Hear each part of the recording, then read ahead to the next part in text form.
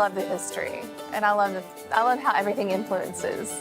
You know what I mean? That's what's really cool about country music is the collaborations and just how people helped each other. Yeah. And that's what I love. Yeah, about that's still going on. Hey, I'm Peter Cooper. I'm the Senior Director, Producer, and Writer at the Country Music Hall of Fame and Museum in beautiful downtown Nashville, Tennessee. There are 8 North Carolina members of this Hall of Fame, and it's a very exclusive Hall of Fame. On behalf of the CMA, I now pronounce Randy Travis as a member of the Country Music Hall of Fame. There's only 139 members of the Country Music Hall, and there's 3 people that are inducted each year.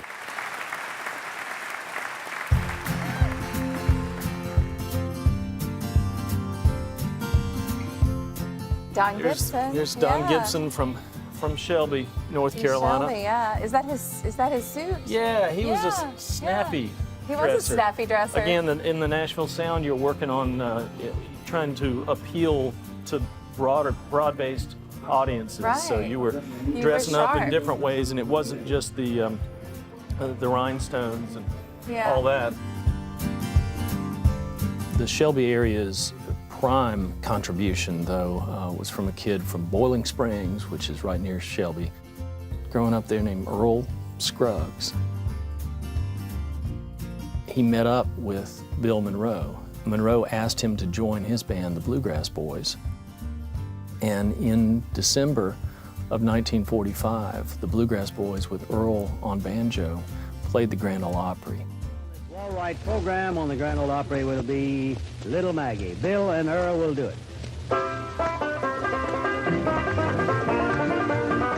And the mandolin of Bill Monroe met the 3-fingered banjo of Earl Scruggs. And in that moment at the Ryman Auditorium, bluegrass music was born.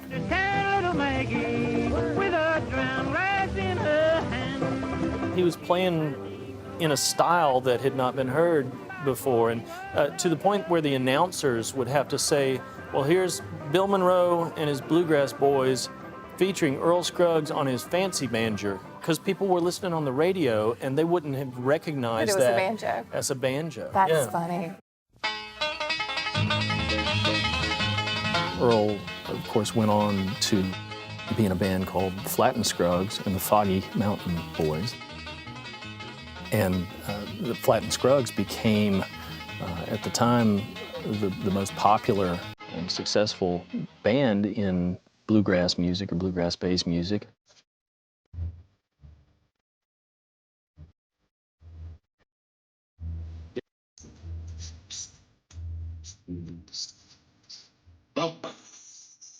And they wound up with the theme song to the Beverly Hillbillies. And so we are here with another great North Carolina artist. A Hall of Famer. Yeah. Ronnie really. Millsap.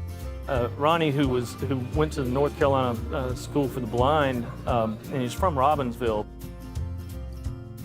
And one of the greatest writers in country music history is Don Schlitz from Durham, having a little bit of success with the first song that he ever got recorded, and that was a song called The Gambler. Kenny Rogers. Kenny Rogers. It really revived Kenny Rogers' career. You gotta learn to play it right. You got to know when to hold it. And it became one of the most quoted songs ever. I mean, when I watch SportsCenter, they'll say, "Hey, you got to know when to hold them and know when to fold them."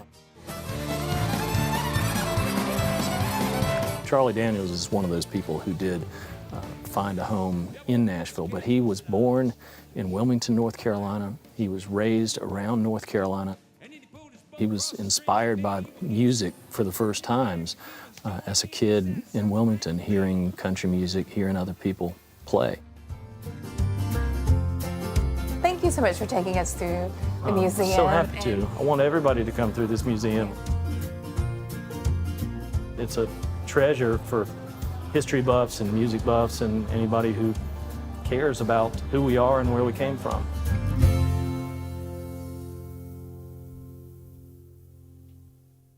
Swear I'm never gonna be untrue, 'cause I wouldn't have nothing